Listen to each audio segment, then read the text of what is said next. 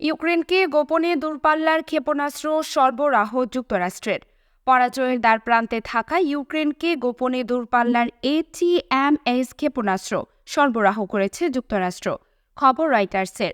প্রতিবেদন মতে রাশিয়ার বিরুদ্ধে লড়তে গত কয়েক সপ্তাহে ইউক্রেনীয় বাহিনীকে শক্তিশালী এই ক্ষেপণাস্ত্র সরবরাহ করা হয়েছে, যা এরই মধ্যে তারা যুদ্ধক্ষেত্রে ব্যবহার করেছে।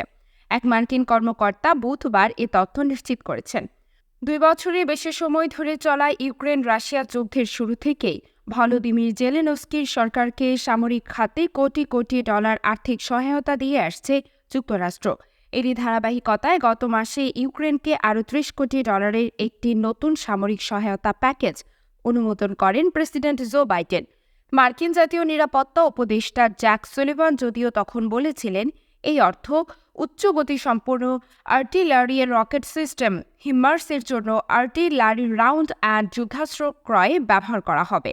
তবে এখন বলা হলো ওই অর্থের বিনিময়ে দূরপাল্লার ATACMS ক্ষেপণাস্ত্র সরবরাহ করা হয়েছে। নাম প্রকাশ না করার শর্তে এক মার্কিন কর্মকর্তা এই তথ্য নিশ্চিত করেছেন বলে জানিয়েছে রয়টার্স। তবে ইউক্রেনকে ক্ষেপণাস্ত্র কতগুলো দেওয়া হয়েছে তা প্রকাশ করেননি তিনি। এদিকে বেশ কয়েক মাস ধরে অচল অবস্থার পর গত সপ্তাহে মার্কিন কংগ্রেসের নিম্নকক্ষে ইউক্রেনের জন্য প্রায় $60 বিলিয়ন বা 6,000 কোটি ডলারের সামরিক সাহায্যের প্রস্তাব অনুমোদিত হয়েছে।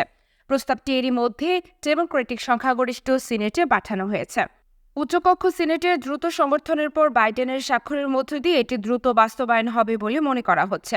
বিবিসির এক প্রতিবেদনে বলা হয়েছে, বাইডেন ভলোদিমির জেলেনস্কিকে জানিয়েছেন তিনি ইউক্রেনে নতুন সামরিক সাহায্য পাঠাতে দ্রুত পদক্ষেপ নেবেন।